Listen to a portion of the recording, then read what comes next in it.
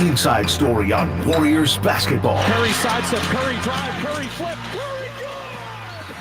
This is Dubs OT with John Dickinson on KNBR 104.5 and 6.8. Streaming live at twitch.tv/thesportsleader. 4.5 seconds, plenty of time to get a shot off. Chris Paul to trigger. Steph's got it at 3, at 2. Play for the win. And it just kicked iron. Strikes. Klay Thompson for the win. No good.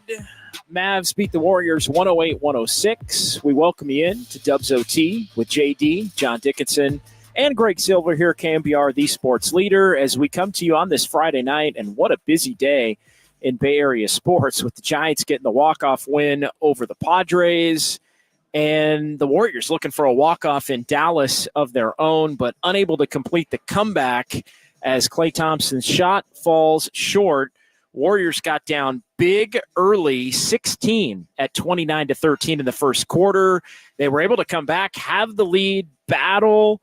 It was pretty much a game for the most part over the final 2.5 quarters or so that was within a 4 to 6 point range. The Mavs pushed it up a little bit in the fourth quarter, but the Warriors rally coming down the stretch. They get a couple of stops. Steph Curry starts to go nuts a little bit, even on a night where he didn't shoot the ball well overall, and the Warriors go for the win, but come up short, 108-106, the final in Big D. So 808 KNBR is the number, 415-808-5627 to join the conversation here on eSports Leader as we come to you live from Harmonic Brewing in Thrive City. That's right. Even for a road game, we are live here at Harmonic on this Friday night as people file it in post-Giants. We've got one of our regulars in the house as well, who I'm going to introduce to the camera audience. Watch the whole game with Erwin Kwong. Erwin, come on over. Erwin, come on over and say what's up. Erwin, just chime it in here on the chat. Come on in, just say hi, wave to the people. Give me Erwin Kwong. Thank you so much for. Yeah, love. Yeah, all love to Greg, all love to Erwin. Thank you so much. Erwin stopped by right at tip-off. All love, no gang signs. I'm just kidding. Only the Dubs. No, only the Dubs. Erwin, thank you so much for stopping by. Had a couple of brews here at Harmonic with Erwin. Had some of the grub here at Harmonic with Erwin, and we chopped it up about the Giants. We chopped it up as we were watching the Warriors. Alex, another big Dubs OT and KNBR fan, also stopped by and was chatting with Erwin and myself here for the better part of the second half of this game. Really late second quarter through halftime and all the way through the third quarter. Alex from down in Southern California came by. We're just talking about everything going on in Bay Area sports. So, yeah, appreciate those who have filtered in here at Harmonic Brewing tonight. I am, yes, Greg, having a Kolsch tonight. Cheers to everybody. And not to make Greg jealous. Yeah, Erwin has a brew as well. We're going to cheers, Erwin. Cheers to Erwin. Yep. Thanks. Yep. Get it in frame. We're missing you, Silver. Yeah, we're missing you. Says Erwin here. But, tough loss for the Dubs as we kind of get into the show here. No Wiggins, no Kuminga, as the Jonathan Kuminga return has really kind of lingered on. And I thought, this was a game where the Warriors starters to try to dive into it right off the top just didn't have it, unfortunately. And the bench got the Warriors back into the game. But when you look up at the end of the night, it was Klay Thompson who predominantly played with the bench. It was, who ended up as the lone Warrior starter in the plus, as far as plus minus. Chris Paul played well tonight. He was out there at the end of the game. Kevon Looney really helped the Warriors get back into the game during that 10-minute stretch. Basically in the second quarter, Gary Payton II was a positive player. Podziemski was a positive player as well. But the starters didn't have it early, and that allowed the Mavs to build a 16-point lead to where when the Warriors got back into the game, they just didn't quite have enough to take control of the game. And when you add it all up into the night, Mavs built enough of a cushion to where they could hold on when the Warriors made their run over the course of the final couple of minutes to earn the victory. Defensive breakdown as the Warriors look to double Kyrie. PJ Washington ends up with a layup that proves to be the game winner. The Warriors doubled was Steph by the Mavs. He found Chris Paul, who found Klay Thompson, and got a really good look on the final shot for the game winner in the closing seconds. But Klay's shot fell short, as you heard right here at the beginning of Dubs OT as we got things rolling here on this Friday night. And the Warriors find themselves with a little bit of a missed opportunity. No Luka Doncic in this one for the Mavs. I think if Luka had played, maybe we're having a little bit of a different conversation about how this game played out for the Warriors, but Luka didn't play. Everybody was kind of caught in limbo. I was kind of keeping tabs on the Warriors Mavs as far as the injury report goes. I was keeping tabs, as a lot of people are, on the Kings-Celtics game, which had a wild finish of its own in Boston. And, there was no Jaylen Brown. There was no Derek White for the Celtics. The Kings got down big. They went on a huge run. The Warriors got down big, ended up basically making it a pretty even game for the bulk of the final 2.5 quarters. But it was the beginning. And when you look at no Luka for Dallas, you're thinking you need to get off to a better start than being down 16 in the first quarter with about 4 minutes to go in the quarter before the bench comes back and basically saves you and puts yourself back in the game. So I think this game was lost for the Warriors in the first 8 minutes. If the Warriors don't get down 16, I think they have enough in the tank once they get the game back on their side to where they either have a lead or they can kind of steal it down the stretch. All told, not enough, though. Mavs earn themselves the victory as the Warriors fall for just the fourth time here on the road over the course of the last basically 2 months on the calendar. But it proves to be a costly one. Sacramento did lose in Boston, but the Warriors are finding themselves in a position where they remain now multiple games, 2 games back of Sacramento without the tiebreaker. Kings are currently 8th, and the Warriors dip back to 2 games back of the Lakers, who are currently 9th in the West. So again, 8th was always going to be, I think, a tough task. And 9th is something that's been in play. And the reason 9th is in play is because the Warriors do have the potential to have the tiebreaker against the Lakers if they can beat them coming up Tuesday in Los Angeles. If they can't, well, then it wasn't going to matter anyway. The Warriors are probably going to have to beat somebody on the road and then beat a couple of teams on the road in the play-in tournament to be able to advance.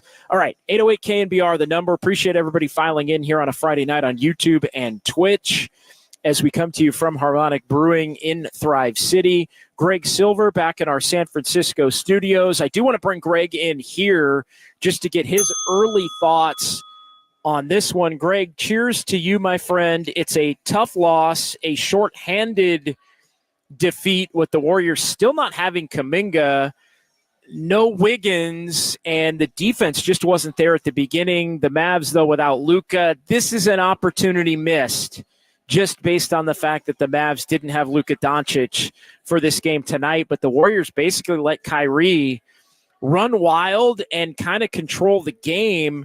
But when it was all said and done, PJ Washington's 32 on extremely efficient shooting proved to be the difference. Yeah, it was not a great loss when you consider the context of how many games are left and the hole that the Warriors dug themselves into earlier in the season to get to this point. But I didn't find it truthfully as discouraging as some of the other ones we've seen this year. And we're going to hear from Drew Down in a bit. I think he's probably going to share a similar sentiment in that regard. It is a tough way to end it when you kind of have a good comeback like that. And Curry's hitting a couple of big shots, and it's like, maybe they can steal this one. Like going back to the Draymond quote about you got to win some games and steal some that you're not really supposed to win, but you can't be giving up the ones that you should win. Look, they were fatigued. That's been apparent from the get-go, and that's a very real thing. You've won 6 in a row. You had a back-to-back. Houston took a lot out of you as great as they played. Like at some point they were going to crash a little bit. And I thought they responded nicely to a horrendous start, like 29-13 went on a, what was it, 16-0 run and ended up winning the quarter? Led at the end of the first quarter. Yeah, the Warriors led at the end of the first quarter, even though they were down 29-13. How do you do that? Well, it's a 19-2 run, right? You got to go plus 17 to be up one after you're minus 16 in the first 8 minutes, basically, of the quarter. So, yeah, the bench got the Warriors back in the game, Greg, and allowed them to fight through really the middle two quarters. It was basically an even game through the middle two quarters. The Mavs pulled away, built a little bit of a cushion in the fourth quarter that the Warriors ultimately couldn't overcome. But yeah, despite the heroics from Steph Curry, Warriors were down 9 with about 4 minutes to go in this one. And it was basically Steph, a layup, a couple of free throws.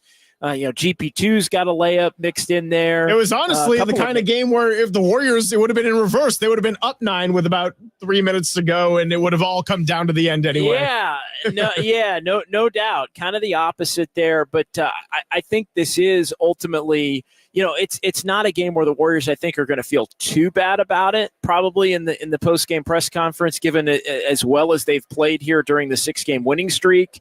But I still think you could look at it as a missed opportunity with Luka not playing. If Luka had played tonight and the Warriors had played the game that they played and lost by 2, I think you would tip your cap and you would say, okay, on to the next, go get the Utah game, and then take your chances with the Lakers. We'll see where we are Tuesday night after they play down in Southern California, and that will determine the course of action for the Warriors over the final 3 games at Portland, home against the Pelicans, and again at home for a second time in the final week of the season against the Utah Jazz. But when it doesn't play out that way and Luka's out, I think a lot of people, even with Wiggins out, and I'm reading the first comment of the night. I don't mean to jump you, and we'll get to the first comment. I'll put that one up about Yeah. I can't read that. I can't read that person's tag on the air. Their screen name, right? Because that would be WTF is fashion. Yeah, WTF is fashion. Game over before it started with no Wiggs or Kuminga. I didn't really feel that way. I don't know about you. I didn't really feel that way with Luka out for the Mavs.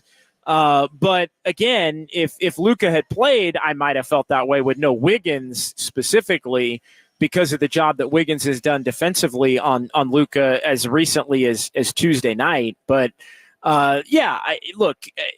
tough loss. Warriors turned it over. I thought, too much and at inopportune times in this game. I mean, 15 is a number you can kind of live with.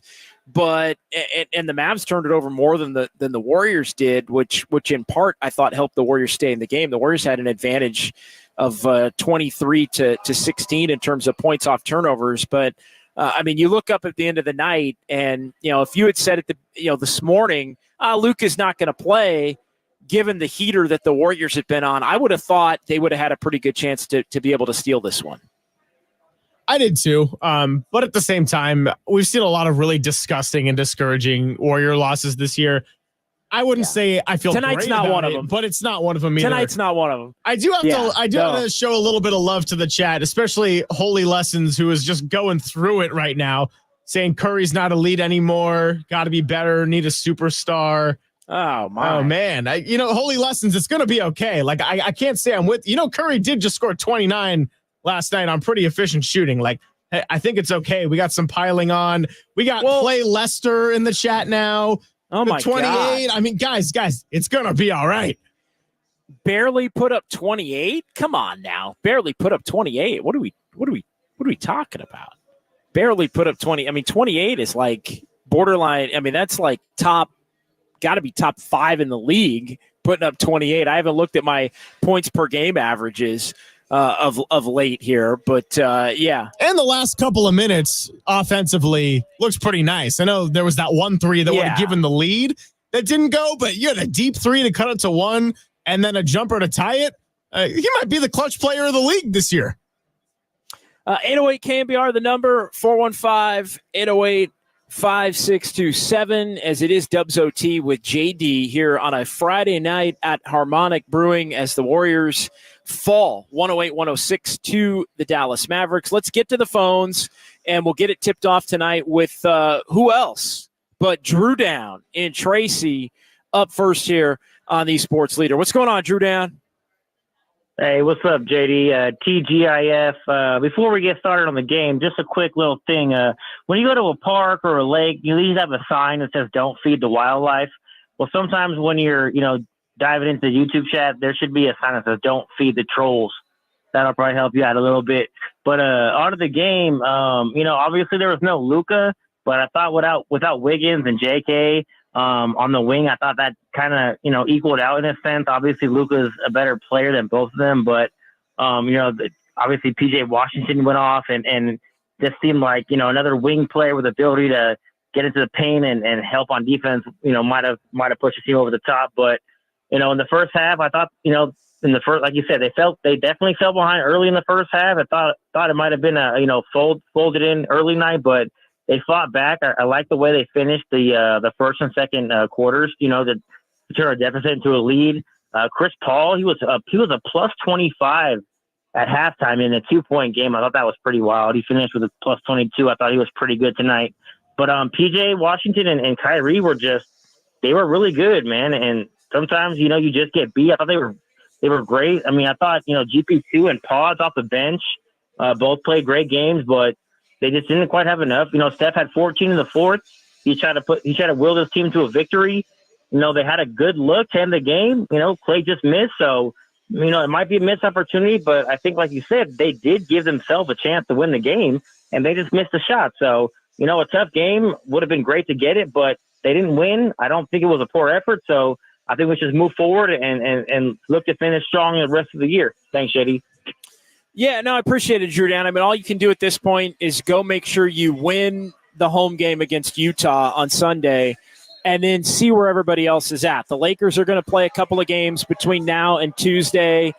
Sacramento's going to play another game between now and Tuesday. You stack up and see where you are at that particular point in time, and then that will ultimately, based on the result in LA, determine whether or not you live to continue to fight through the final 3 games next Thursday, Friday, and Sunday, or whether you start to rest up and get ready for the play-in tournament and your elimination game. If you're a 10 or a 9 seed, looking more and more likely like the Warriors are going to be a 10, but don't really disagree with much of what Drew Down had to say there, getting things rolling here tonight on the phone lines here on KNBR. Like, it's a tough loss.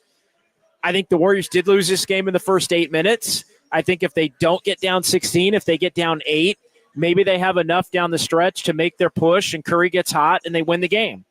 But they didn't. And so, yeah, I think the effort for the most part was there. They were just too sloppy and just too bad defensively without Andrew Wiggins in those first 8 minutes. I thought they allowed, and this is really the first time in a couple of weeks that the Warriors had allowed a team to get comfortable against them offensively. And the Warriors defense was not up to where it needed to be in the early part of the game. Now, it eventually got there. But when you allow that much confidence to build up in your opponent, they're able to make enough plays here and there throughout the game to prevail. And that's exactly what the Mavs were able to do. So 808 KNBR is the number. It is Dubs OT with JD here on KNBR, the Sports Leader. We're live at Harmonic Brewing in Thrive City following the Giants opener over at Oracle Park earlier this afternoon. We got a bunch of people filing into the YouTube chat. Erwin Kwong is on hand here tonight. Erwin, let me make sure you can say hi to the folks here again one more time. Erwin is here. Yes, cheers to Erwin Kwong. Full Giants regalia. Feeling good, saying hi to Dumpster Fire Dan and Rebel the Sounds and Drew Down, who joined us on the phone lines. Yeah, Erwin's watching right now. Right on his phone, ready to. I'm going to get to some Erwin Kwong comments on my opening monologue here. No more fish sauce. No more fish sauce tonight, says Erwin. We'll pause here. We got Sounds of Silver. We got fun with numbers. All of that's coming up as the Warriors take one on the chin. We'll reset some of the standings in the Western Conference of the NBA. We also got a wild finish in the women's Final Four. As well between UConn and Iowa. That one is down to literally the final second here in the Final Four. So we'll keep you updated on all of that. It is KNBR 104.5 and 680, the sports leader.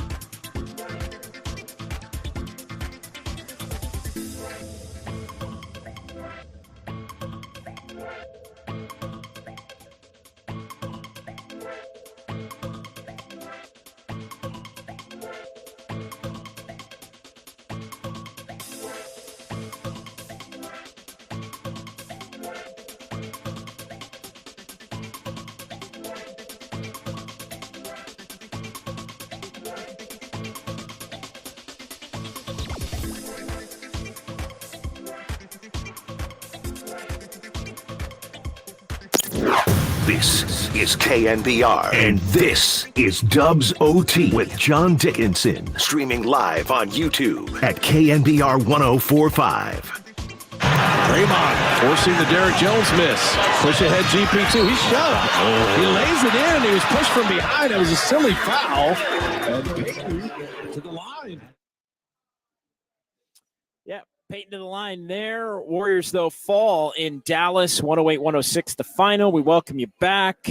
It is Dubs OT with JD. Good Gary Payton the second game. 14 points, 6 of 7 from the field, and doing everything he could to try and help the Warriors get the win here down the stretch at plus 14. And among the bench group, including Chris Paul, who was a game best for the Warriors and actually a game best overall. Chris Paul is a game best, plus 22 for the night in 31 minutes. It's so funny. Chris Paul's basically been kind of every other game, CP3. You know, he'll have a great game, a really good game, a not so great game, a pretty good game. Again, and tonight, Chris Paul really, I thought, fueled the comeback for the Warriors after they got down 16 early. GP2 along there as well. Kevon Looney early. Klay Thompson was a part of that as the lone starter, basically playing with the bench that was able to be in the plus, and a rough game from a couple of the young guys who had played pretty well of late and obviously have been key contributors to the Warriors' success. Trace Jackson Davis, bad Trace Jackson Davis night. It's okay to say it. We can acknowledge it. That's what we do here on Dubs OT. It's not all Kool-Aid. Do not and mention Moses great. Moody's plus minus JD. Moses Moody was terrible tonight. It's okay. He was a planned starter tonight, which is something that I know a lot of people want to see on a regular basis. And look, I've stuck up for Moses Moody. I like Moses Moody. I think Moses Moody is a sometimes in the rotation, sometimes not kind of a guy. I don't think Moses Moody is somebody that should have a planned 27 minutes every night. And if he does have a planned 27 minutes every night, he's pretty much not played well when he's been granted that opportunity. And tonight he stunk. Tonight he might have been the worst player on the court for the Warriors in the minutes that he was out there tonight. Again, not to be Johnny negativity, Greg, but it's okay to admit when a young player that you're really high on doesn't perform. And Moses Moody was awful at the beginning of the game tonight against a Mavs team that he's been really good against, actually, throughout the course of his career.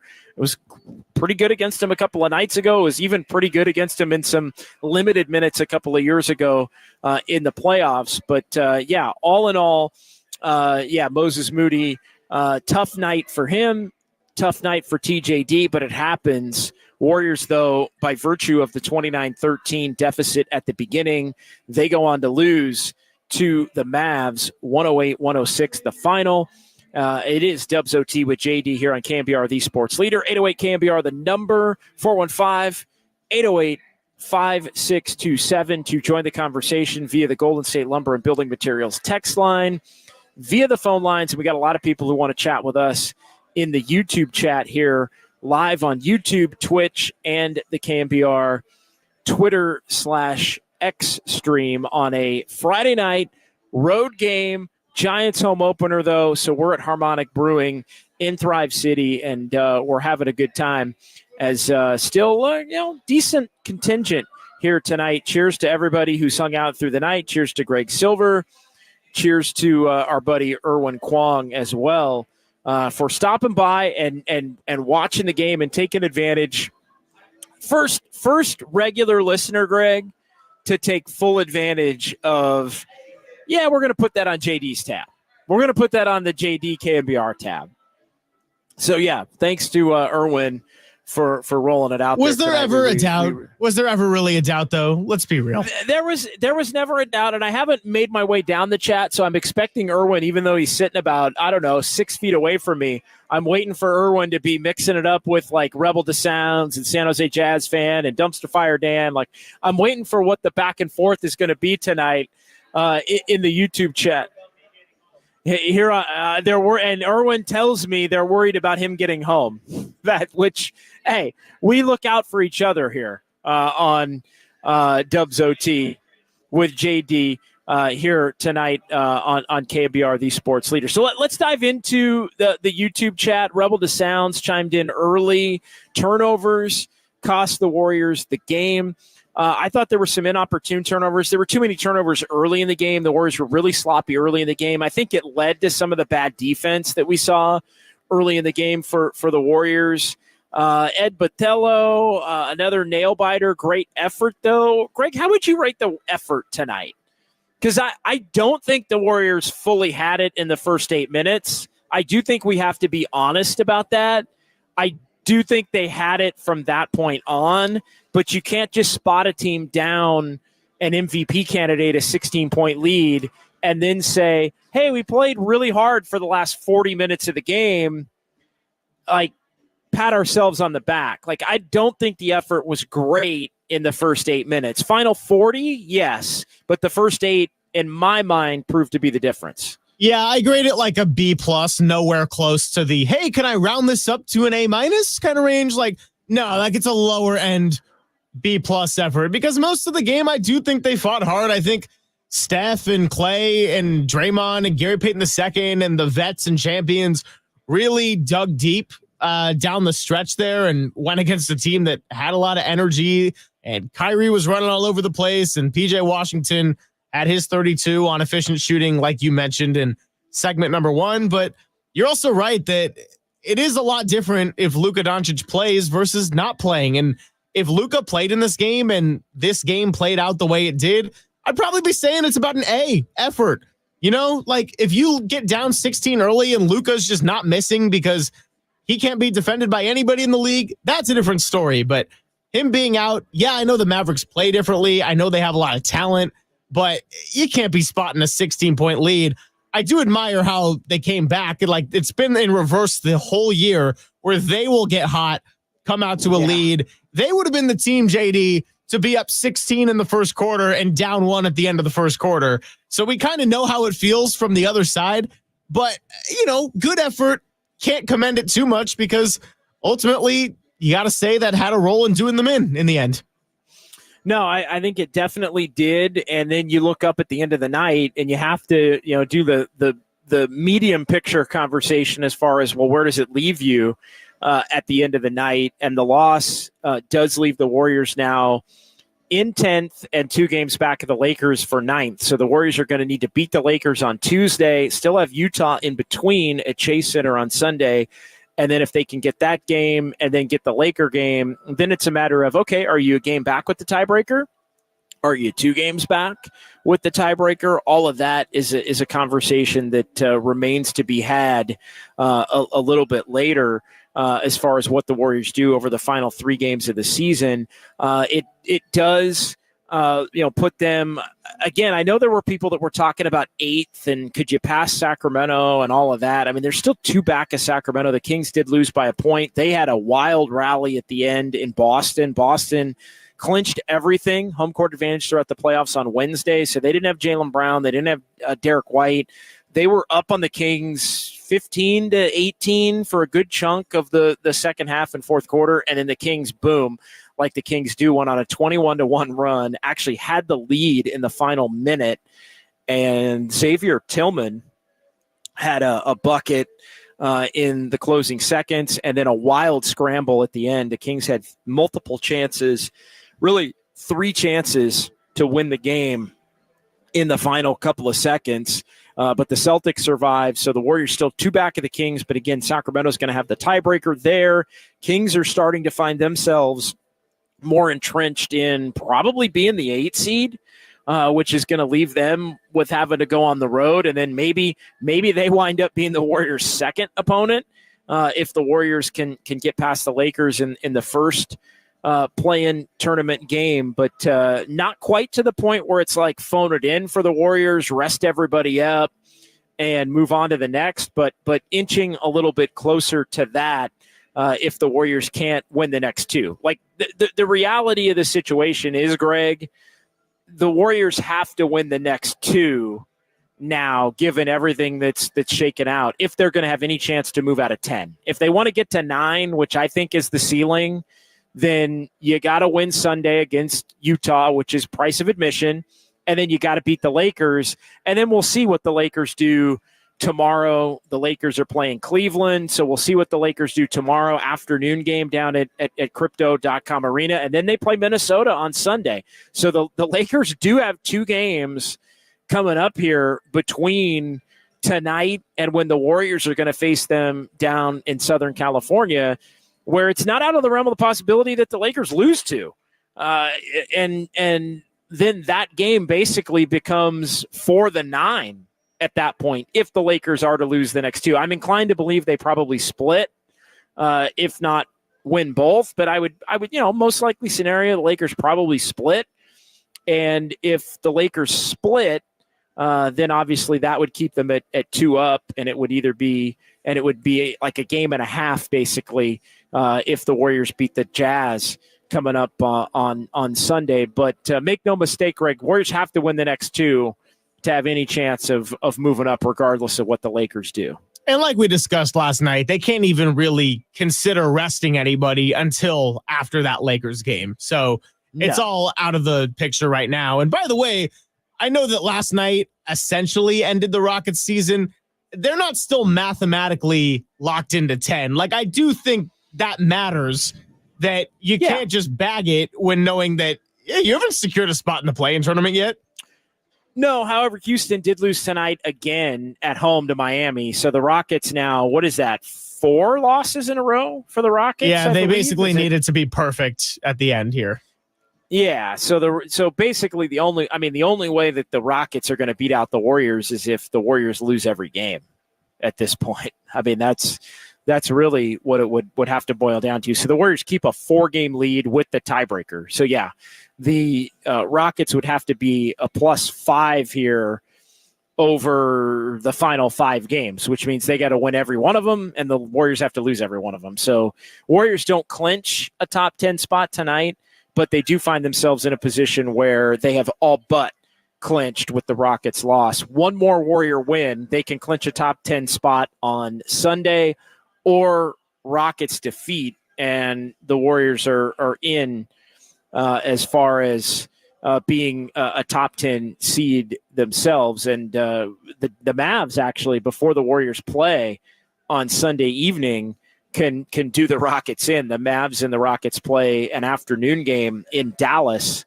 on Sunday afternoon, a 12:30 Pacific game on Sunday afternoon. So if the Mavs win that, the Warriors will know that they're at least 10th before they take the floor at Chase Center coming up on Sunday evening for the first of what'll be a couple of consecutive Sundays for the Warriors going at it against the Utah Jazz. So 808 KNBR, 415-808-5627. It is Dubs OT with JD here on the Sports Leader as the Warriors lose to the Luka-less Mavs 108-106. They got down by 16 in the first quarter, led by 1 after 1, led by 2 at the half, and then found themselves down by 3 going to the fourth quarter.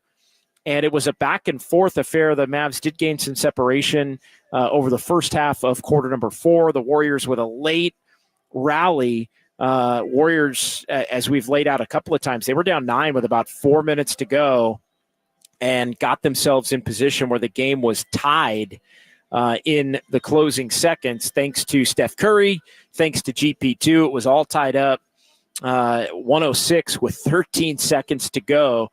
Steph with the 17-foot jumper, but the Mavs were able to get a P.J. Washington layup, and the Warriors got a good look as the Mavs doubled Steph. Steph got the ball out near half court. He kicked it to Chris Paul, made a quick pass to the wing to Klay Thompson. Klay Thompson missed a pretty good look at a 26-foot three-pointer at the horn, and it came up short. Warriors come up short by that final of 108-106. Back to the YouTube chat. Appreciate everybody on YouTube and Twitch here tonight.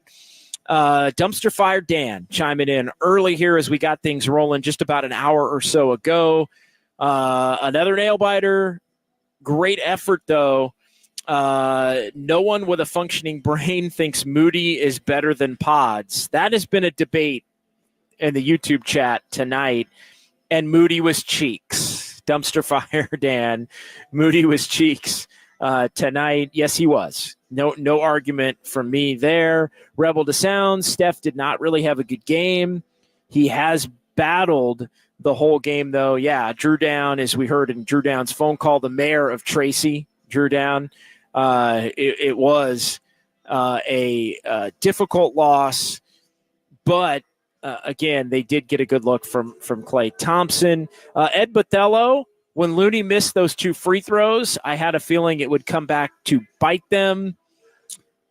Yeah, that's never a good sign when you have opportunities and you kind of feel like you put yourself in a position where you need to play perfect in order to win. And that was obviously earlier on there in the game. But yeah, Looney in his 10 minutes 0 for 2 at the line. But Looney was a part of the reason why the Warriors were even in the game to begin with. So I think you got to give Looney some credit. Alpha Nickelberry, tough game, JD. Wondering if they should have just sat Steph tonight.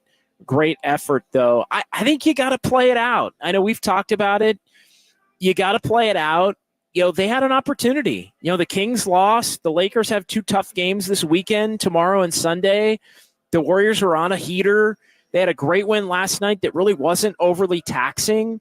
And, you know, I didn't really get the sense, and Greg, you may disagree with me, I didn't really get the sense that the Warriors were, like, I don't look at tonight as fatigue was the number one thing that did them in. I think it's definitely part of the equation for the Warriors tonight. But to me, fatigue wasn't the factor at the beginning of the game. Maybe as the game went on, they didn't have enough to overcome the deficits that they had created. But to me, if you were going to have energy, you were going to have energy early in the game, and that's when the Warriors got down 16, and it was the starters, and then the bench had to kind of bail them out. Yeah, and that's more reminiscent of what we saw in the earlier half of the season when the Warriors were really struggling. I do think fatigue was on display a little bit. Like, you saw it with Draymond, you saw it with Steph, especially trying to will his team back in. But you know what I honestly think? I people might come down my road for this one. The Warriors functioned pretty well without Kuminga. They're not at their best without Kuminga. Obviously, I'm not saying that they don't need him. Without Wiggins, they are pretty visibly an incomplete team. Like, I think Wiggins being absent has a much more profound effect on the Warriors than somebody like Kuminga or Moody or Podziemski being absent. Like, by the way, Wiggins does pretty well against the Mavericks compared to just your average team. And yeah, Luka wasn't there tonight. Yep. And that's who he usually defends. Playing against him. But you think that Wiggins' defense, especially out on the perimeter tonight, would have made a pretty darn big difference in this game had he just been able to be 75% of his best self. I think it would have, and you're right. He does tend to get up for Luka. I think the Warriors kind of got caught in between tonight, Greg. I think they were trying to anybody that was banged up, they were going to sit out while also going for it. And, I don't know what's going on with Kuminga. I mean, this is the second consecutive game now where the Warriors have basically said the hope and the expectation, really for the Houston game, it was the expectation. Today, it was more the hope was going to be that Kuminga would be able to bounce back and play, and he wasn't able to get out there and play. And I think, this thing has lingered longer than anybody would have anticipated. But, yeah, I think – tonight, for as much as I think they've been able to function without Kuminga, I think if Kuminga gives them 12 to 14 points on the interior, that might be enough for them to steal this game. And, but he wasn't, healthy enough to be out there. I agree with you wholeheartedly, though, on the Wiggins point, as far as the defense, as far as, he was really missed tonight.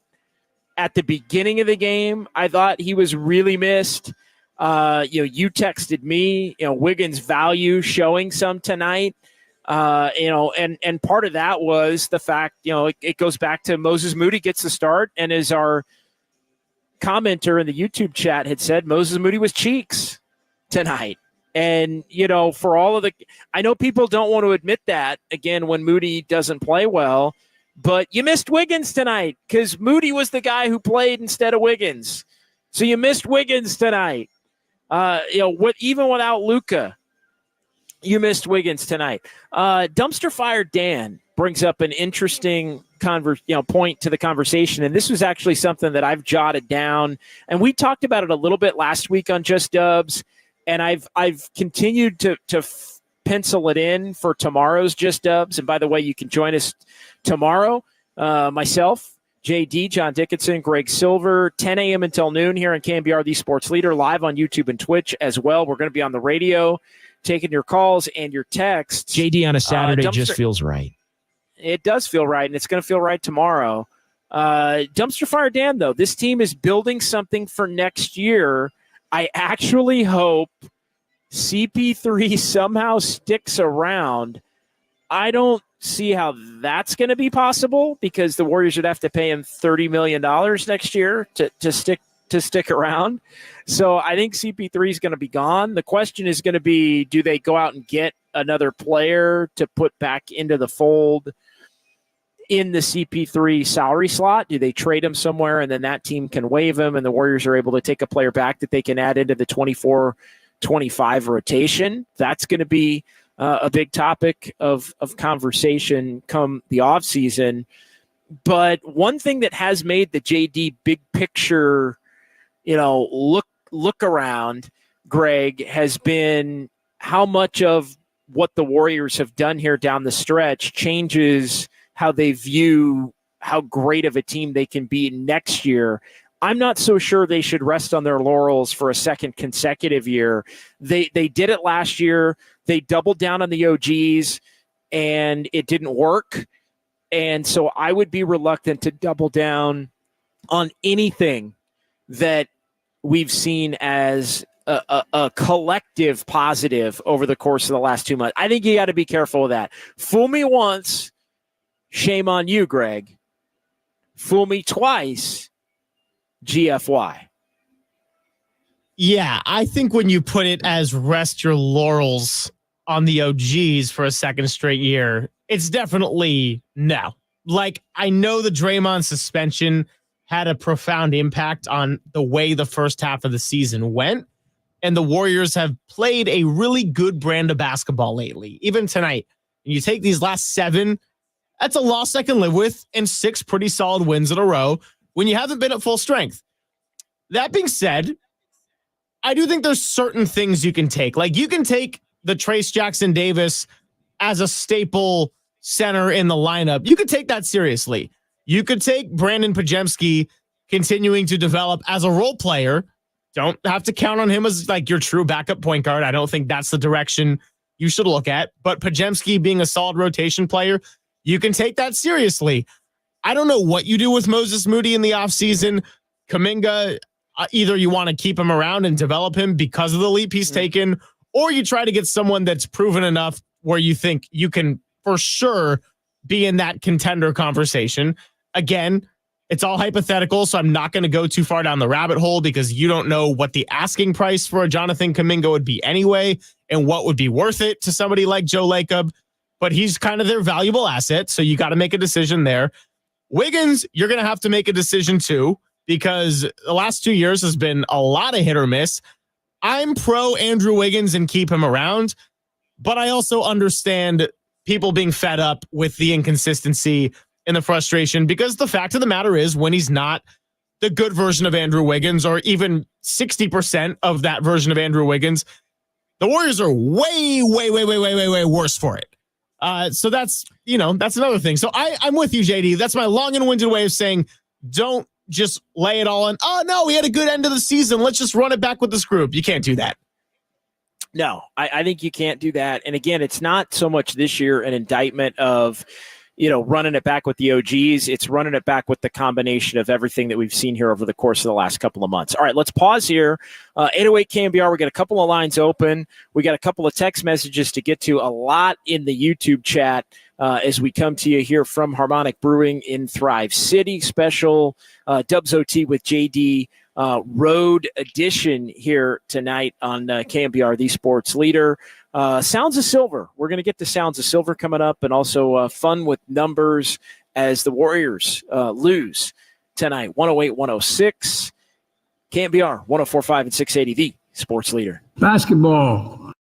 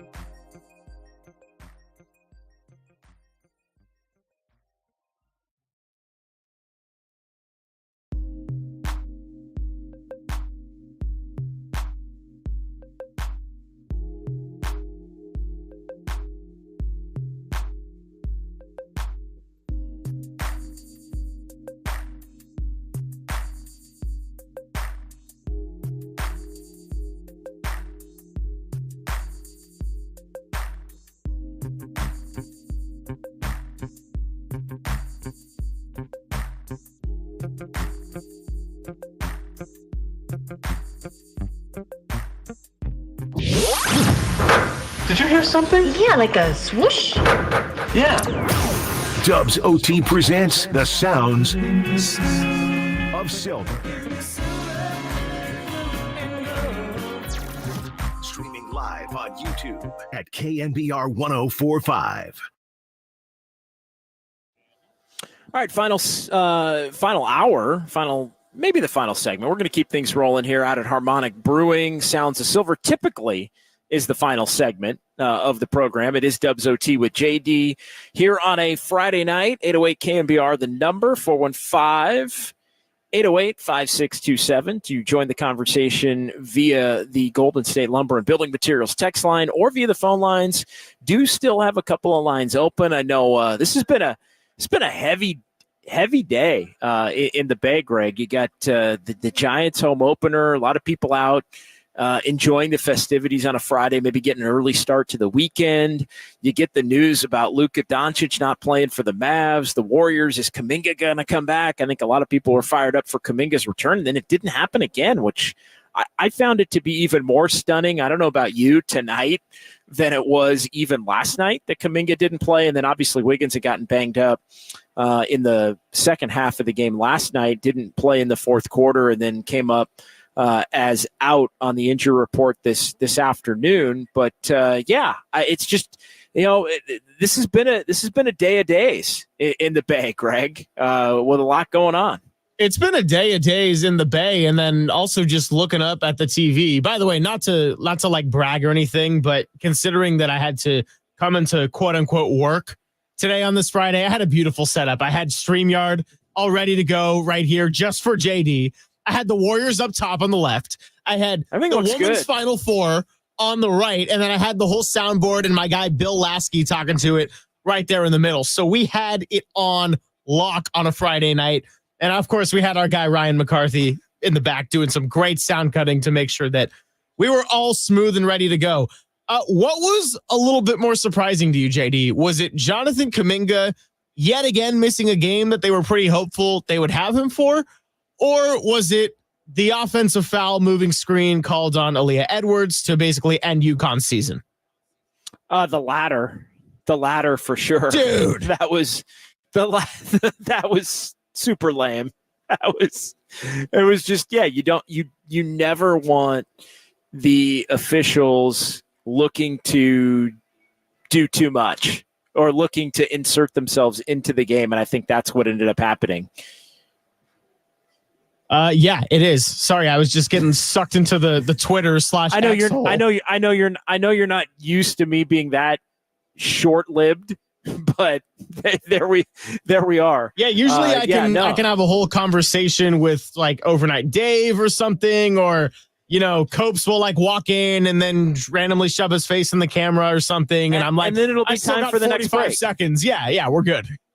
And then it'll be time for the next break. No, yeah, it was unfortunate. I thought it was a terrific game, as much as I could be locked in. I mean, just for those that haven't been to Harmonic Brewing, and if you haven't, shame on you. But for a good chunk of the night, they had the women's Final Four game with UConn and Iowa on one screen. They had the Warriors game, obviously, on another screen with the sound of that game. And then they had like NBA TV going, and NBA TV had the Boston-Sacramento game going tonight. So it was all three of those games. Yeah, the Boston-Sacramento game was on NBA TV. So like all these games, and now it's Phoenix and Minnesota. By the way, the Suns are up 20 on Minnesota, who currently is first in the Western Conference. So they're gonna dip down a little bit unless they can come back. But yeah, looking at this one, the Suns are up 88-68, and it looks like fourth quarter. Is that right? Am I seeing that correctly? Fourth quarter, yeah. 5 minutes to go, or a little about 6 minutes to go in Phoenix. 88-70, Suns with the lead over the Timberwolves. But so I was as much as I was trying to be dialed in on everything. It was an unfortunate end to a terrific women's Final Four game. Yeah, I mean, this has been an incredible tournament. Like, I honestly, once it hit the Final Four, I had this realization of like, whoa, I'm kind of cool with whatever happens. And that's kind of a nice feeling because I spend so much of my investing in sports. I mean, literally being employed to just invest my time and energy into some sports. You naturally get a little bit tied to it. Like the Giants having a walk-off today, that pumped me up after a 2-5 start. And we haven't had baseball here in the Bay Area in months. So like that was cool. But to just kind of sit back and know that it's going to be great. There's great stars. Tournament is getting better. The sport is getting better. And just to know that whatever happens, you're kind of at peace with, and it's going to be entertaining. That's a pretty glorious feeling too. Yeah, and it's funny, and I'm probably going to play the heel on this, not to get off on too wild a tangent. But I mean, I've found myself during the women's tournament, like I like Iowa, I like UConn, I like South Carolina. And I'm going to say it, and this is where I'm going to turn heel. I even like LSU. Like I know most people hate LSU for a number of different reasons, and that's fine. I'm not, again, I kind of like the dichotomy of all the great players and the villains and the, and some of the coaches who are villains and all of that. Like, I don't know. JD, I like LSU too. But there's one person I really do not like, and it's someone who doesn't play. You don't like LSU. Come on. I do. I think Flage is awesome. Great hooper. Yeah, Flage is awesome. But all I'm saying is there's one figure who doesn't step on the court, although sometimes she does, who I just can't stand, and that's okay.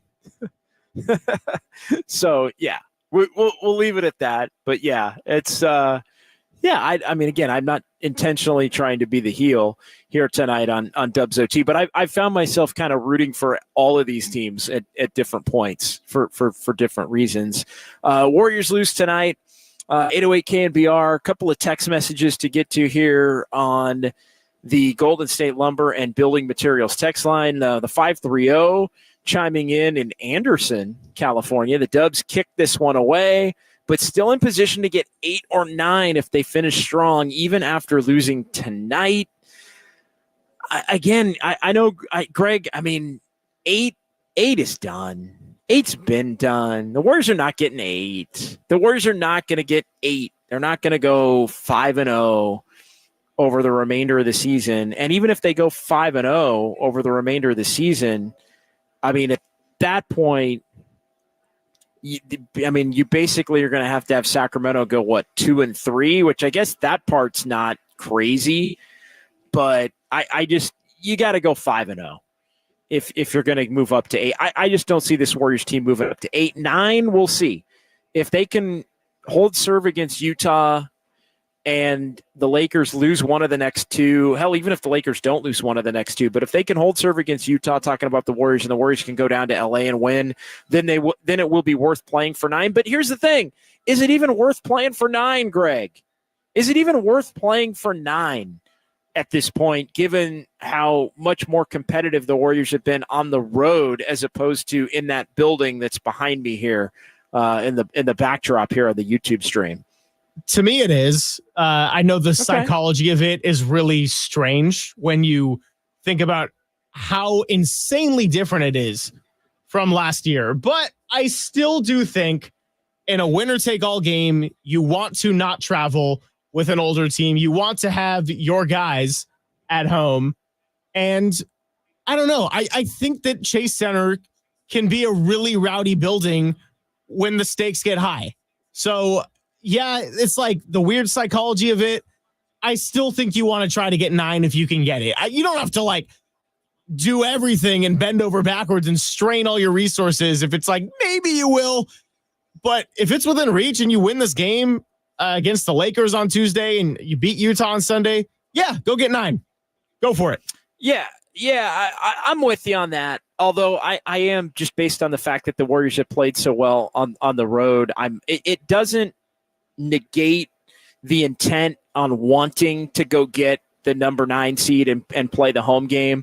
But I'm also not panic stricken if the Warriors have to go play multiple road games right off the top. And it's looking like that's still the most likely scenario, right? And here's the other part of this equation. We haven't really talked about this tonight, but the Kings did lose, which the Warriors also lost. But the Kings loss does mean that the Lakers still potentially can lap the Kings. I mean, they're tied now at the close of business tonight. Have you looked at the standing? The Lakers and Kings have the exact same record. Now, think about this. Riddle me this, Greg. The Lakers and Kings have the exact same record at 44-33, and that's with the Kings beating the Lakers 4 times out of 4. That's insane. So the Kings have needed, if the Lakers had beaten the Kings even once, this thing would have a completely different feel. It would basically be lining up for the Warriors to play the Kings. And maybe even with the Warriors still having a chance to host that game in the 9-10 coming up here in a week and a half. Yeah, I mean, it still could in theory, right? Like, you don't know for sure, but it is pretty astonishing how the Kings season has gone with just losing to some really bad teams and then playing their face off against really high competition. And they always seem to bring their A-plus basketball against the Lakers over the last 2 years.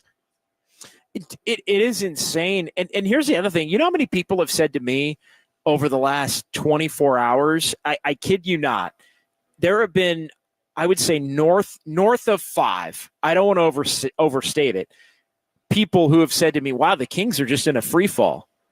And I'm like, actually, they've won 6 of their last 10. Like, they're not in a free fall. Like, they have not been in a free fall. Like, the assumption is that they're in some kind of like massive collapse to get to the point where they're still 8th, but on the brink of being 9th in the Western Conference. Actually, no, they've been pretty good the last 10 games. You know what I think it is? Because I was texting a good friend who is a very reasonable... Did somebody say that to you? No, he's a very reasonable basketball mind. He's a very reasonable basketball mind.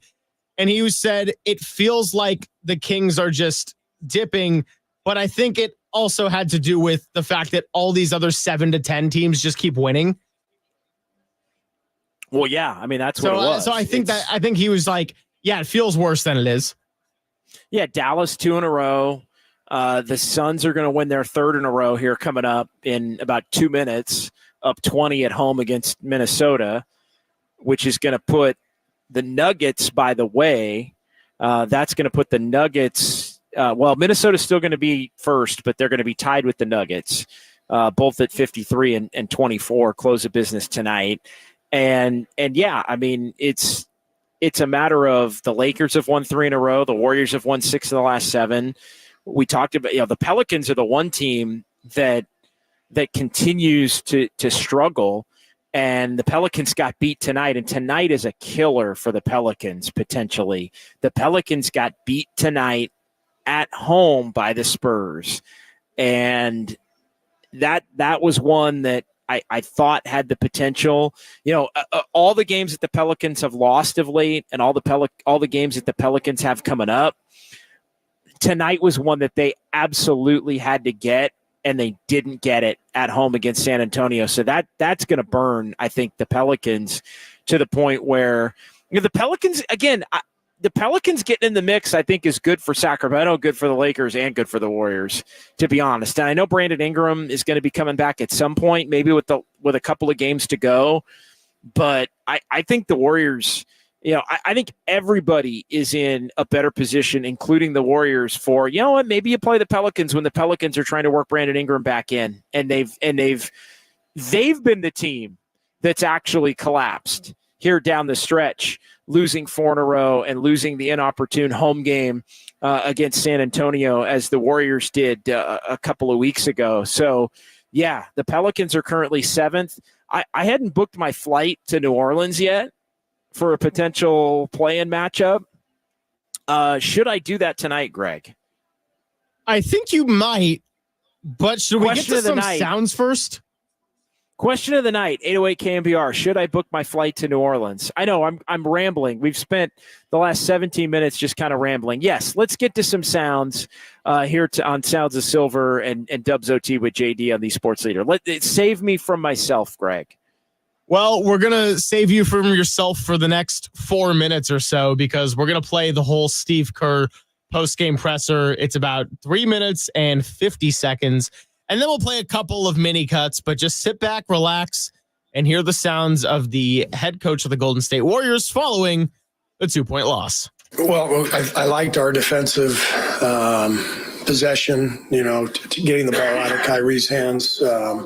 We had the possession in a decent place, and Tim Hardaway made a hell of a pass, just getting it over the outstretched hands of a couple of guys. I think Trace was there first, and then Draymond was right behind it. He was probably an inch away from deflecting the pass out of bounds. Love the way our guys fought, hung in there, down whatever we were, down 8 or 9 with just a few minutes left. And our guys, the level of competition and unity, just the way they fought, shorthanded with guys out and on a back-to-back, older group of guys, Steph, Clay, CP, Dre, just amazing effort. I love these guys. They're incredible.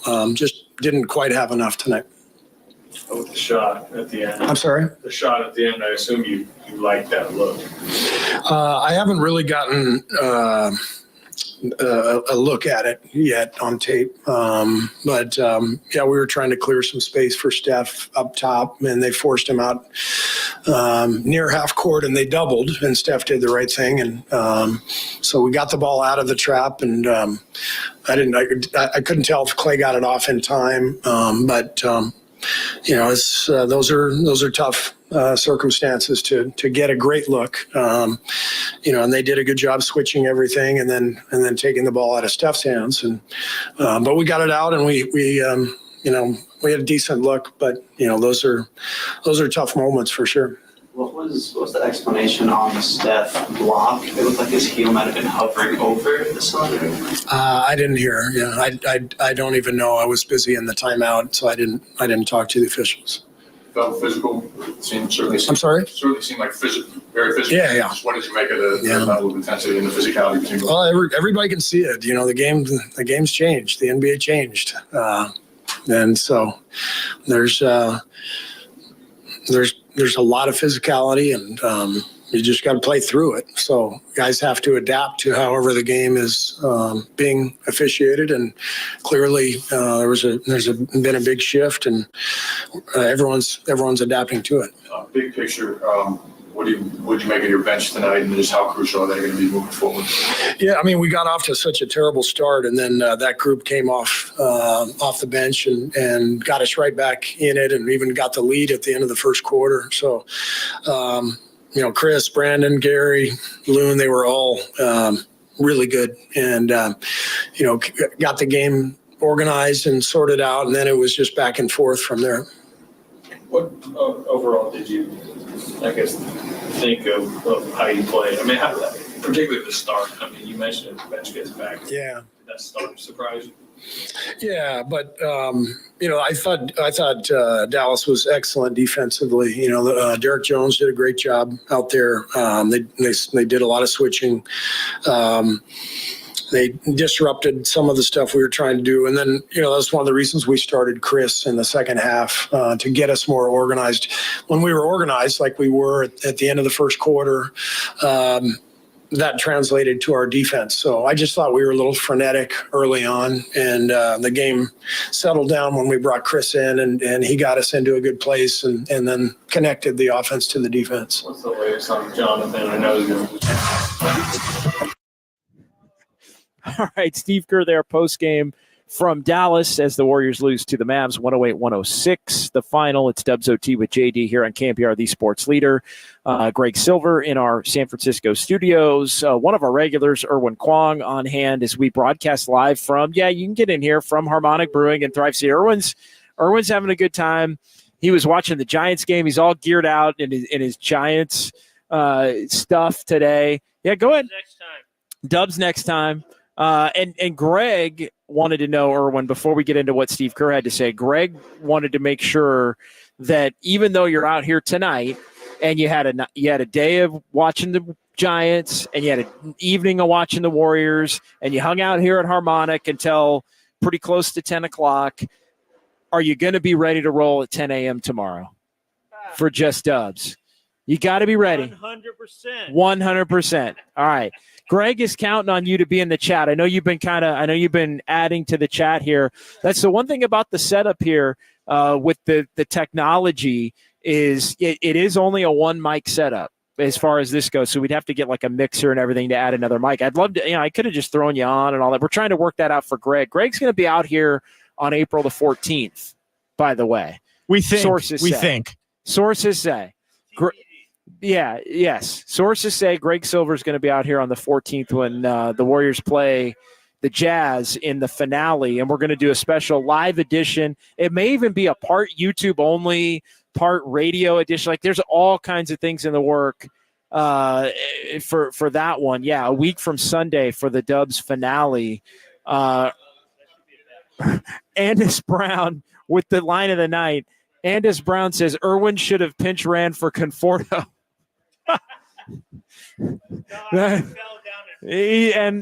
Irwin says he would have fell down and got himself. Conforto had a wild day. How about Conforto? First, he gets all the hits, and then he's like in all the action on the bases.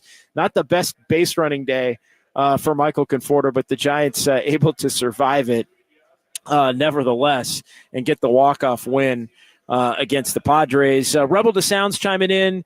The team looked tired. I thought they looked a little bit tired. Early I didn't think they looked tired. I thought they looked tired as the game went on. Let's get back to what Steve Kerr had to say in the post-game press conference, though, before we dive back into the YouTube chat, and then we'll take a quick break, and then we'll come back and we'll continue Sounds of Silver from there. And finish up with fun with numbers from Harmonic here between now and 10 o'clock as we kind of wrap things up here on a Friday night. But yeah, Steve not showing any panic. I know he's been adamant, Greg, that he believes that this team can get on a run, and do some damage in the playoffs, even as the 10 seed, even if that means they have to win a couple of games on the road just to get into the tournament against everybody else. Tonight, not much panic or concern or overly worried with Steve Kerr following this loss tonight. Kind of this game wasn't on the original schedule, and we fought back after being down 16 early and played a pretty tight game from there, but on to the next. I mean, also, let's not forget that we both kind of checked this off as a loss a couple Dubs OTs ago. We had the bet about the Rockets game and how that would go. And yeah, at the time we thought Luka Doncic was going to play. I know you had a shot to win it, but sometimes you can kind of throw in scheduled losses in there down the stretch, and they weren't going to, they weren't going to win 11 in a row and pull the Rockets, if we're being honest about it. And I still think you win these next two and you make that, 8 of 9, then you're in a pretty decent position depending on what the Lakers do with their next couple or what the Kings do with their next couple. So, you can't have them all. You had a good look to win. You fought back from having a horrendous start to the game. And, Steph Curry made some nice plays down the stretch, and you lost to a good team. And you couldn't defend PJ Washington, and you didn't have two lengthy wing defenders that would have helped against a team that scores a lot. I don't know. Yeah, I don't really know what to say beyond that. I mean, I think if the Warriors have Wiggins tonight, they probably steal it. I think if they have Kuminga tonight, they probably steal it, even being down 16 early. And Kuminga a little trickier because I don't know how they would have exactly deployed him. Were we going to see, Greg, the Kuminga starts at the 3 tonight because Wiggins was? I don't think we were, but the thought crossed my mind when it was kind of hung up on is Wiggins going to play? No. Kuminga might play, ended up not. There was a moment where it was pretty obvious it was going to be Moody once both were ruled out. But there was a moment where I thought, if Wiggins can't go, but Kuminga does return, is this going to be the game where the Warriors by default throw the Kuminga at the 3, Draymond at the 4, TJD at the 5 lineup out there? It didn't end up coming to fruition because Kuminga couldn't go. But there was a part of me that thought we might see that tonight. I think if you see that, then you're concerned about upsetting Kuminga at a fragile point in the season. That is honestly what I think, if that is what you saw as the starting lineup tonight. I thought it was possible. I did think it was possible with Wiggins out. And then before it really got too far down the path, Kuminga was also ruled out. And then it was like, oh, they'll start Moody. And they'll go from there. All right, let's go ahead and take a quick timeout. 808 KNBR, the number. We'll come back. One more final segment.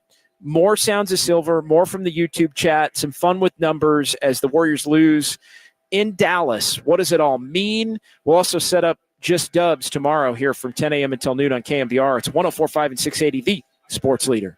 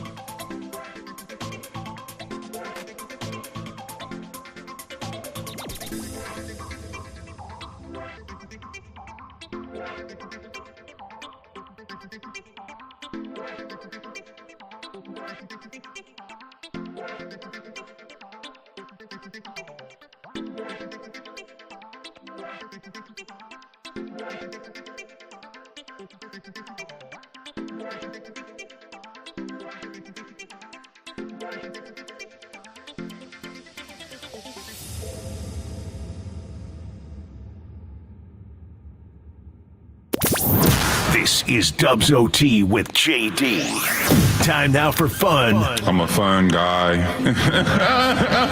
With numbers. No, I'm just having fun. On KNBR 104.5 and 680. Streaming live on KNBR.com and the KNBR app.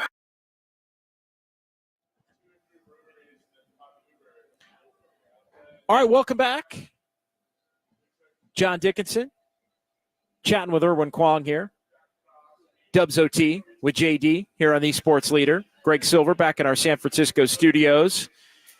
808 KNBR, final segment. Let's get to more Sounds of Silver here as we close things out in the final couple of minutes. I know we got to fun with numbers. I was chit-chatting with Erwin Kwong about Super Bowl because he put in the chat, Greg, is JD fully recovered from the Super Bowl? And I was basically telling him how it took me a few days and it took our boss more than a few days to be recovered from Super Bowl due to some legitimate issues and illnesses there. But do we have more Sounds of Silver before we get to fun with numbers here? Yeah, we'll play a quick Gary Payton II cut as well as a Brandon Pajemski cut. Not a ton of post game tonight, but this is what GP2 said about the team being in playoff mode at this stretch of the season. About 15 seconds, but thought it was interesting enough to give a quick clip tonight. Yeah, we had to be probably for like the last week and a half. We had to make some things happen, and just continue to play at a high level, know what's at stake. And yeah, the rest of these games are probably playoff play-in atmosphere. Yeah, I think all of these games are playoff play-in atmosphere. I think without a doubt, and I think the bigger point is the fatigue point. The bigger point is, you're really exerting a lot of energy because you're trying to make sure that you get in. And let's be honest, this 6-game winning streak that ended tonight, Greg, was really built on, hey, the Rockets are hot on your heels. You're all of a sudden struggling. You got to make a push just to separate yourself enough to where you can earn the 10th seed.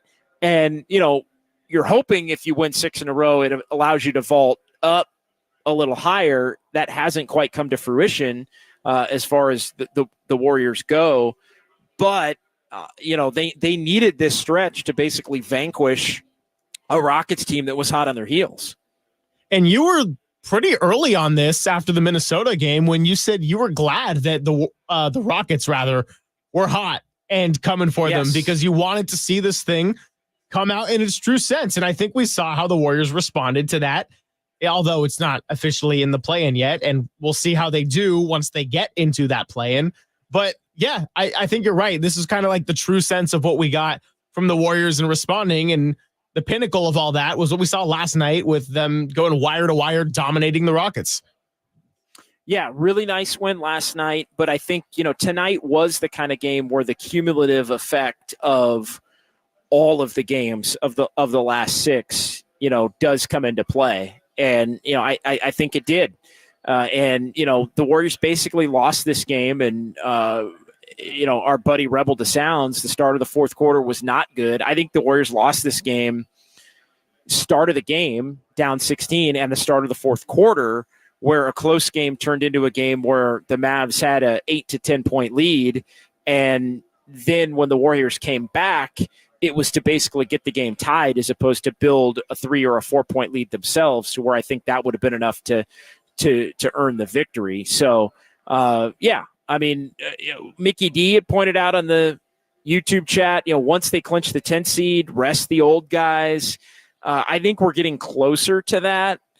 But again, I think, and we've talked about this the last few days and earlier tonight as well, you have to not only get the 10 seed, but you have to play through the Laker game, because the Lakers play Cleveland, Minnesota the next 2 before the Warriors are down there in Southern California again.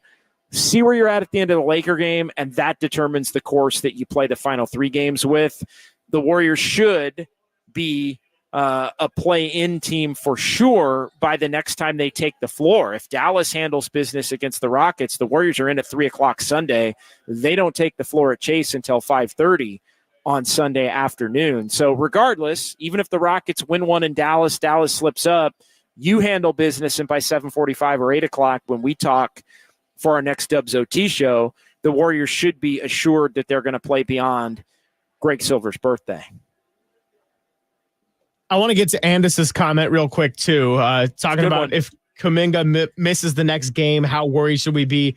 I think if he misses the Laker game, then we're worried. I think if you miss Sunday, I'm not quite there yet, but if you miss the Laker game, then I'm kind of like, okay, what's going on? Yeah, I mean, I don't think it's should be we worried about him missing, playing in a game again this season. Like, I think he's close enough to where he is going to be coming back. But I think what's concerning is when the Warriors say on Tuesday that he is going to come back, and then he goes out and he works himself into a lather, in the morning on Thursday or in pregame on Thursday, and then doesn't feel right. And so basically it's like you've been cleared, then you go through that final workout to make sure that you're cleared and you don't feel right. And so it's like, okay, take another day. We're a little bit banged up. We'll get you tomorrow. And then it's still not quite good enough tomorrow, meaning today. And so like, I don't think him not playing against Utah means he's not going to play at all the rest of the season, or Utah Lakers even. But that being said, he hasn't played here in a week and a half, almost 2 weeks. It's time for him to get out. Like, it's like I want to see him play on Sunday because the Warriors need him. And I think the Utah game is the exact kind of game where you're playing an opponent that you can work him back in against. Like, I don't want to work him back in against the Lakers. I don't want the Laker game to be his first game back. I want the Utah game to be his first game back. And then you shake any of the rust off that you need to shake off, and he's ready to be more of an impactful player in the game against the Lakers. So that's kind of how I look at it. Like, I almost want him to play against Utah, or it doesn't matter if he plays against the Lakers, if that makes sense. But it is concerning though, because the Warriors, Greg, and we've talked about this, never go out of their way a game ahead to say a guy's going to come back. And then the one time they do, he not only doesn't come back, but then doesn't come back the next game after that. Like, that's a little weird. That's just a little off brand for the Warriors. Kitchen handy. Warriors have better defense without Kuminga.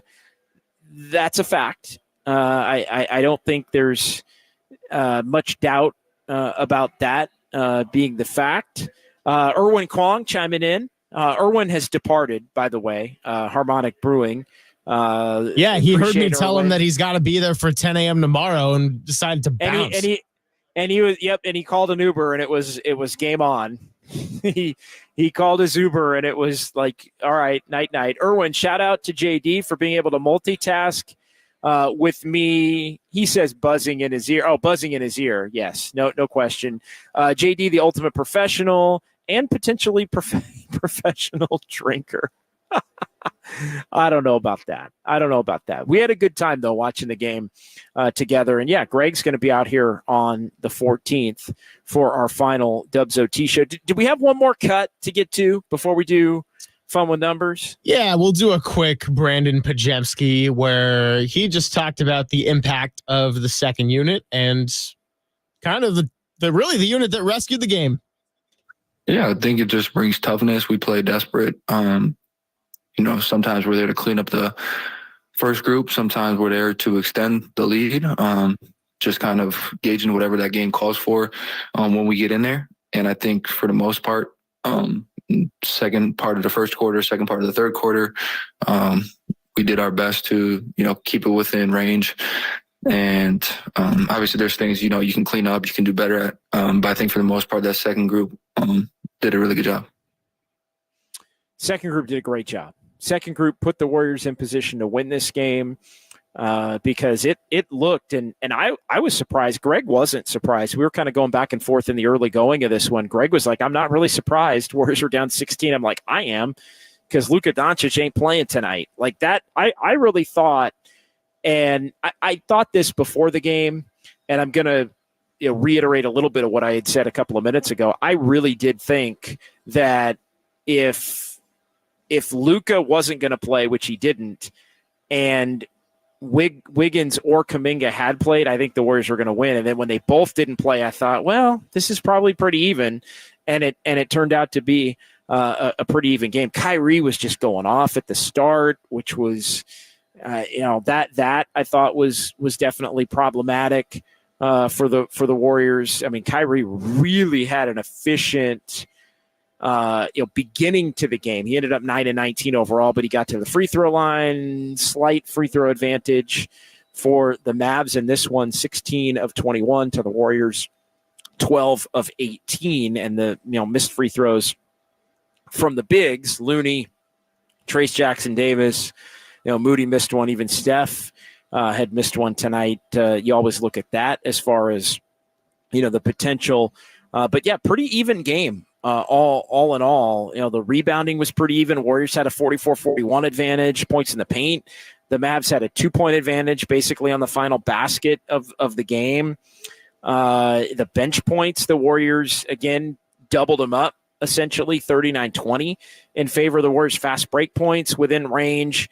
And the Warriors had the advantage in points off turnovers and total turnovers tonight. So, yeah, there were some inopportune turnovers at different points, but the Warriors won the turnover battle and won the points off turnover battle for the game. So you can't really look at that one as, being a big part of the reason why the Warriors lost. A lot of woulda, coulda, shouldas tonight as San Jose Jazz fan the third chimed in here. Joe H., CP3, kept him in it. TJD had a rough one. Uncle Looney with a lot of really good comments tonight in the chat. There's been so many, I haven't quite been able to keep up with all of them. He pointed out Sacramento against the Pelicans 0-4, which is something that we've noted before here on Dubs OT. They're going to play a fifth game in Sacramento coming up here in a couple of days. So yeah, he thinks they're in a free fall. I know there was a back and forth about Sacramento. I don't think Sacramento's in a free fall. Now, if they lose to Brooklyn Sunday and we come on Dubs OT at 8:00 here at Harmonic on Sunday night, and it's like, oh, the Kings lost in Brooklyn tonight. All right, then they're in a free fall. Like, you're always a game away when you've lost a couple in a row to anybody from being in a little bit of a free fall, and their games get a lot more difficult from that point on. They go to OKC. So that's actually a huge game for the Kings. The Kings play at Brooklyn and then at OKC. So if they lose at Brooklyn somehow, they shouldn't, and they probably won't. But if they do, then they play OKC, the Pelicans, Phoenix. So you lose that one, then it might turn into what would be like a 6-game losing streak or something to that effect. But I think they're counting on being able to cobble together enough energy to be able to win that game. All right, Greg, let's kind of filter through the YouTube chat a little bit here. We'll get some final thoughts from you, and then we'll do some fun with numbers here tonight on Dubs OT as we wrap things up from Harmonic Brewing in Thrive City. That's right, it was an away game for the Dubs, but we're going strong here tonight from Harmonic as good crowd on hand earlier watching the Dubs, watching a little bit of the Final Four game between Iowa and Connecticut. And, people kind of filing out into the night, and we'll reconvene coming up here back at Harmonic on Sunday evening. But, Greg, giving you an opportunity to peruse through the chat. You're a little more selective typically than I am. Yeah, Uncle Looney, Celtics pulled their starters with like 7 minutes left. Yes, they did. Yes, they did. And then the Kings almost beat them in those 7. It really wasn't even 7. The Kings went on a 21-1 run when the Celtics were up 19. It was wild. They were up 19, pulled everybody out. Kings went on a 21-1 run. They were up 1. And then, Xavier Tillman with the bucket. And then I don't know how the Celtics stopped them on the final possession, but they did. I mean, the Kings had like 2 shots and 2 putback attempts. And somehow Boston survived with the back end of their bench against Sacramento. And, the Kings, again, didn't deserve to win the game. They were down by 20, even without Jaylen Brown and Derek White playing, but would have stolen that one and basically would have been able to solidify themselves as far as a 7 and an 8 if they had been able to win it. So now we get to see a little pressure on the Kings when they have to play that game against Brooklyn coming up on Sunday. Rebel, DeSounds, the Kings losing Herter and Monk will be too much for him to handle. I tend to agree with that. Although they've been, pretty competitive the last 2 games and they've been without him for a number of games. But yeah, I don't think the Kings can be a legitimate threat without Herter and Monk, and especially Monk. I mean, Monk at times has been their second best player. And he is against the Warriors. He's definitely their second best player in the clutch. And the Warriors have made Sabonis look small. Sabonis has got the long double-double streak. I went back. It was kind of funny. I went back, and I think it's like 60 games, something like that, roughly. Sabonis' double-double streak, and I thought, God, like, when did that start? And it interestingly enough started. Sabonis had 2 games where he did not have a double-double at the end of November. It was the game that the Warriors played in Sacramento on November the 28th, and then the next night, the Kings played at home against the Clippers and got run out by the Clippers, and Sabonis did not have a double-double in that game. He's had a double-double in every single game since the beginning of December. He's had a double-double in every game, December, January, February, March, April. But yeah, the Warriors were one of the teams that were able to hold him from having a double-double. And so, but as far as, the Warriors make him look small at times was the point of that. And, we'll see. They may ultimately have to wind up doing it again. But Malik Monk is one of those, his GAF level, as we like to talk about on this show, is like, it is negative infinity. I mean, it's like his GAF level is the type of GAF level that allows you to compete against the Stephs and the Clays and the Draymonds of the world. So not having him in a must-win game against a name brand team probably really hurts the Kings. And so, yeah, I do think they're trending toward, and I know Uncle Looney had said, the Pelicans are 4-0 against Sac. I think, believe it or not, Greg, I'm going to say this right now. I want to go on record, and we can mark the tape and then burn it later if we need to. I actually think the Pelicans are the only team that the Kings would beat in an elimination game. I don't think they would beat the Warriors. I don't think they would beat the Lakers, even though they're 4-0 against the Lakers. I don't think they would beat Phoenix. And even though they're 0-4 against the Pelicans, I think the Kings are that's the one team that they could beat without to find their way into, whether it's an elimination game against somebody or maybe even find their way into the 7 if they wind up 8th and have to go to, that's the one team. Book it right now. We'll mark the tape. I know this is Dubs OT, but just kind of looking at the league. I know their fan base is panic stricken about can't beat the Pelicans, but could beat the Lakers. Yeah, you're not beating the Lakers in a game that matters. It's just not happening.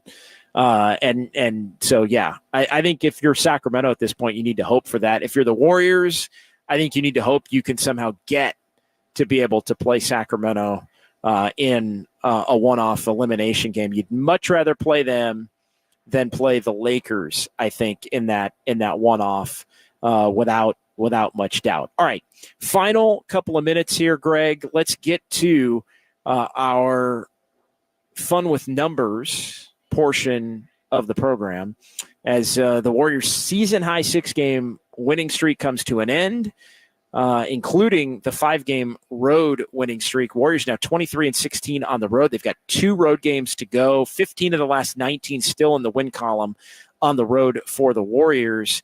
That is the most road wins in the NBA going back to when the streak started, which was in Brooklyn the Monday before the Super Bowl. The Warriors, 23 games won since January 30th. Second most in the NBA. Second most in the NBA. To whom, Greg? You want to take a quick guess? Since January 30th, the Warriors have won 23 games. That's the second most in the NBA, even with Steph Curry missing a couple of games.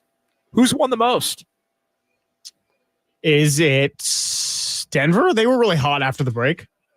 It is Boston. I was going back and forth. Why? Go with the chalk, Greg. Go with the chalk.